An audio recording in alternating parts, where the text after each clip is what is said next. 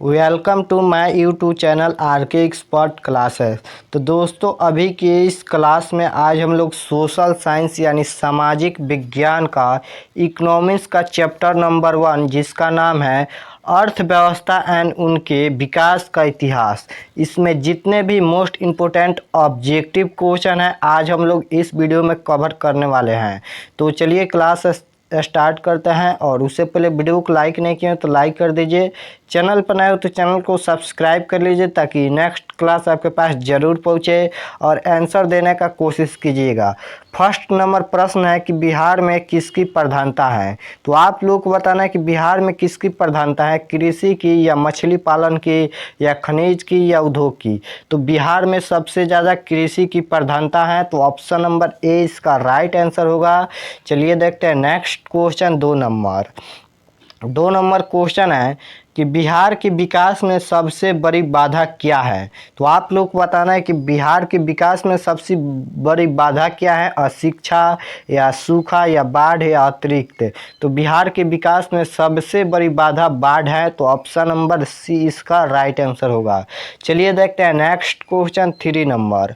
तो 3 नंबर प्रश्न है बिहार के पिछड़ेपन को दूर करने के कौन से उपाय हैं। तो आप लोगों को बताना है कि बिहार के पिछड़ेपन को दूर करने के लिए कौन से उपाय किया जा सकता है। सोशल साइंस यानी इकोनॉमिक्स कहता है कि बिहार सबसे पिछड़ा राज्य है, इसे दूर करने के लिए कौन से उपाय हैं। तो जनसंख्या पर नियंत्रण ये भी एक उपाय है, कृषि का तेजी से विकास ये भी उपाय हैं, उद्योगों का विकास ये भी उपाय है। तो इनमें से सभी इसका राइट आंसर होगा, तो ऑप्शन नंबर डी इसका राइट आंसर होगा। चलिए देखते हैं नेक्स्ट क्वेश्चन 4 नंबर प्रश्न है कि बिहार के विभाजन के पश्चात कौन सा उद्योग रह गया। तो आप लोग को बताना है कि बिहार के विभाजन के पश्चात कौन सा उद्योग रह गया। तो बिहार के विभाजन के पश्चात चीनी उद्योग रह गया, तो ऑप्शन नंबर सी इसका राइट आंसर होगा। चलिए देखते हैं नेक्स्ट क्वेश्चन 5 नंबर क्वेश्चन है कि भारत में योजना आयोग के गठन कब किया गया था। तो आप लोगों को बताना है कि भारत में योजना आयोग के गठन कब किया गया था। ये बहुत ही महत्वपूर्ण तिथि है कि भारत में योजना आयोग के गठन कब किया गया था, आप लोग इसे ज़रूर से ज़रूर याद कीजिएगा। तो भारत में योजना आयोग के गठन 15 मार्च 1950 ईस्वी को किया गया, तो ऑप्शन नंबर ए इसका राइट आंसर होगा। चलिए देखते हैं नेक्स्ट क्वेश्चन 6 नंबर क्वेश्चन है कि भारतीय योजना आयोग के प्रथम अध्यक्ष कौन थे। तो आप लोग को बताना है कि भारतीय योजना के प्रथम अध्यक्ष कौन थे। तो प्रथम अध्यक्ष पंडित जवाहरलाल नेहरू थे, तो ऑप्शन नंबर बी इसका राइट आंसर होगा। चलिए देखते हैं नेक्स्ट क्वेश्चन 7 नंबर क्वेश्चन है कि भारत के पड़ोसी देशों में किस देश की प्रति व्यक्ति आय सबसे अधिक है। तो आप लोग को बताना है कि भारत के पड़ोसी देश कौन है जिस देश की प्रति व्यक्ति आय सबसे कम है। भारत का कोई पड़ोसी देश है उसका सबसे अधिक प्रति व्यक्ति आय अधिक है, तो उसका नाम है श्रीलंका। तो ऑप्शन नंबर सी इसका राइट आंसर होगा, श्रीलंका की। चलिए देखते हैं नेक्स्ट प्रश्न 8 नंबर प्रश्न है कि भारत की आर्थिक व्यवस्था है। तो आप लोग को बताना है कि भारत की आर्थिक व्यवस्था क्या है, समाजवादी या पूंजीवादी या मिश्रित या इनमें से कोई नहीं। तो भारत की आर्थिक व्यवस्था मिश्रित है, तो ऑप्शन नंबर सी इसका बिल्कुल राइट आंसर होगा।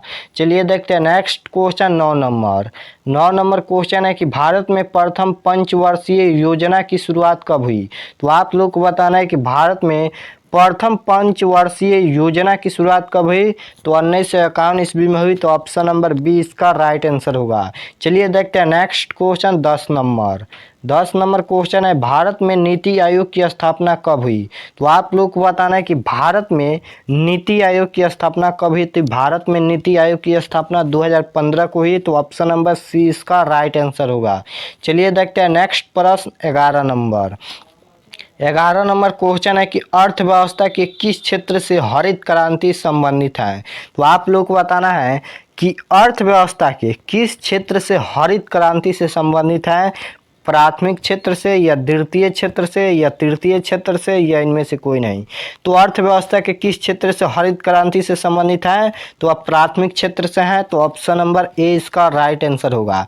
चलिए देखते हैं नेक्स्ट प्रश्न 12 12 नंबर प्रश्न है कि किस क्षेत्र को द्वितीय क्षेत्र कहा जाता है। तो आप लोग को बताना है कि किस क्षेत्र को द्वितीय क्षेत्र कहा जाता है। तो विद्युत को द्वितीय क्षेत्र कहा जाता है, तो option number A right answer होगा। और प्राथमिक क्षेत्र कृषि को कहा जाता है और तृतीय क्षेत्र सेवा क्षेत्र को कहा जाता है। चलिए देखते हैं नेक्स्ट प्रश्न 13 नंबर कृषि इसका राइट आंसर नहीं होगा, यहाँ पर विद्युत होगा। द्वितीय क्षेत्र कहा जाता है विद्युत को। चलिए देखते हैं नेक्स्ट क्वेश्चन 13 नंबर प्रश्न है कि किस क्षेत्र को प्राथमिक क्षेत्र कहा जाता है। तो आप लोग को बताना है कि किस क्षेत्र को प्राथमिक क्षेत्र कहा जाता है। तो कृषि को प्राथमिक क्षेत्र कहा जाता है, तो ऑप्शन नंबर बी इसका राइट आंसर होगा। चलिए देखते हैं नेक्स्ट प्रश्न 14 नंबर क्वेश्चन है कि किस क्षेत्र को तृतीय क्षेत्र कहा जाता है। अब यहाँ पर तृतीय क्षेत्र पूछा है, तो तृतीय क्षेत्र सेवा क्षेत्र को कहा जाता है, तो ऑप्शन नंबर ए इसका राइट आंसर होगा। चलिए देखते हैं नेक्स्ट क्वेश्चन 15 नंबर क्वेश्चन है कि किसी अर्थव्यवस्था में उत्पादन के साधनों पर किसी व्यक्ति या निजी या संस्था का अधिकार होता है। तो आप लोग को बताना है कि किसी अर्थव्यवस्था में उत्पादन के साधनों पर किसी व्यक्ति या निजी या संस्था का अधिकार होता है, तो अब पूंजीवादी पर होता है, तो ऑप्शन नंबर सी इसका राइट आंसर होगा। चलिए देखते हैं नेक्स्ट क्वेश्चन 16 नंबर। तो 16 नंबर क्वेश्चन है कि योजना आयोग को भंग कर कौन सा आयोग बना। तो आप लोग को बताना है कि योजना आयोग को भंग कर कौन सा आयोग बना, नीति आयोग या वित्त आयोग या राज्य वित्त आयोग या इनमें से कोई नहीं। तो योजना आयोग को भंग कर नीति आयोग बना, तो ऑप्शन नंबर ए इसका राइट आंसर होगा। चलिए देखते हैं नेक्स्ट क्वेश्चन 17 नंबर। तो 17 नंबर क्वेश्चन है योजना आयोग के अध्यक्ष होते हैं। तो आप लोग को बताना है कि योजना आयोग के अध्यक्ष कौन होते हैं। तो योजना आयोग के अध्यक्ष प्रधानमंत्री होते हैं, तो ऑप्शन नंबर सी इसका राइट आंसर होगा। चलिए देखते हैं नेक्स्ट प्रश्न 18 नंबर क्वेश्चन है योजना आयोग के सदस्यों की संख्या होती है। तो आप लोग को बताना है कि योजना आयोग के सदस्यों की संख्या कितनी होती है, 8 या 6 या 5 या 9। तो योजना आयोग के सदस्यों की संख्या 8 होती है, तो ऑप्शन नंबर ए इसका राइट आंसर होगा। चलिए देखते हैं नेक्स्ट क्वेश्चन 19 नंबर। तो 19 नंबर क्वेश्चन है आर्थिक क्रियाओं का उद्देश्य क्या होता है। तो आप लोग को बताना है कि आर्थिक क्रियाओं का उद्देश्य क्या होता है।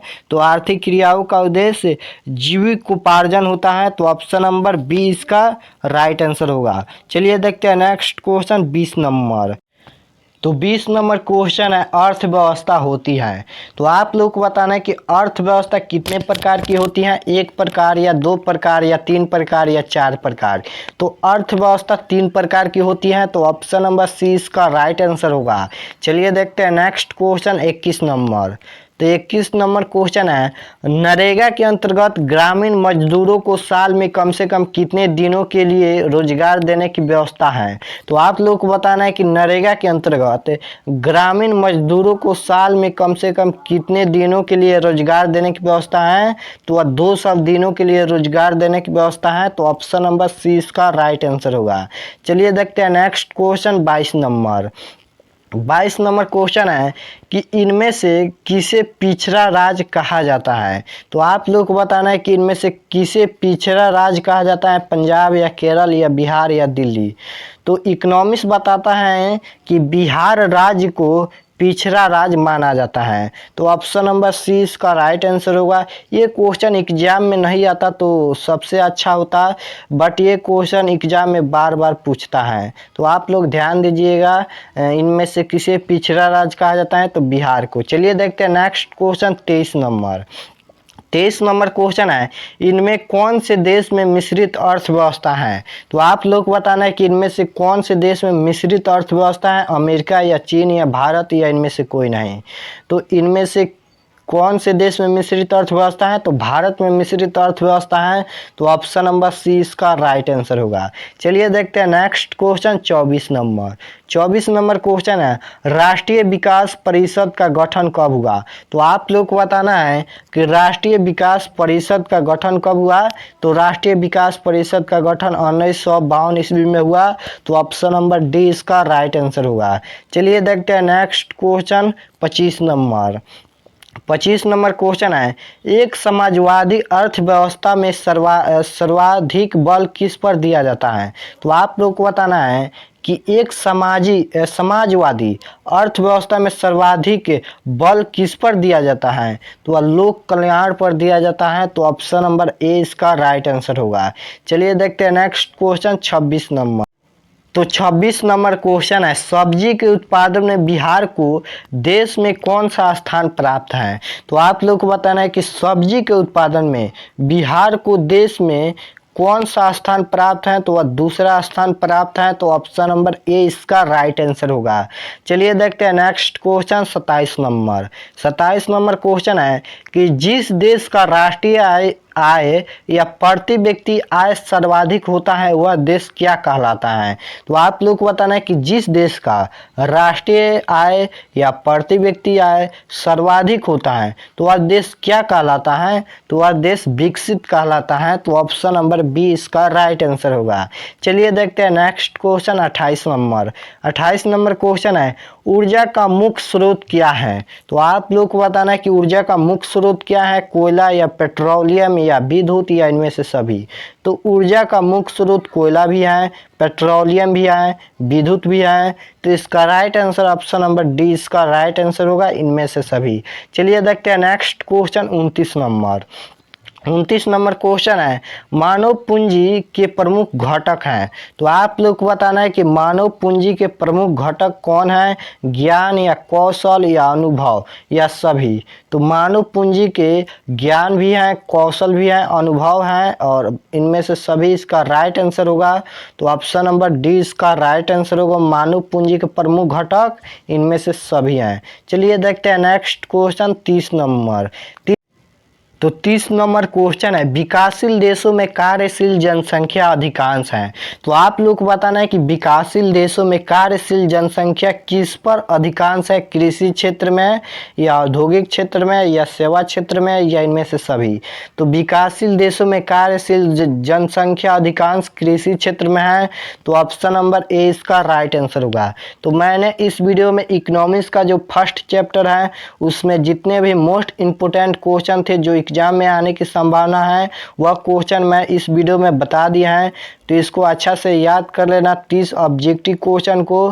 तो कमेंट में ज़रूर बताना यह क्लास कैसा लगा, और अभी तक हमारे चैनल को सब्सक्राइब नहीं किए तो सब्सक्राइब जल्दी से कीजिए ताकि नेक्स्ट क्लास आपके पास ज़रूर पहुँचे, और वीडियो को लाइक ज़रूर कीजिएगा। तो मिलते हैं नेक्स्ट क्लास में नेक्स्ट क्लास लेकर, तब तक अपना पढ़ाई कीजिए, समय भी बहुत कम बचा है। धन्यवाद।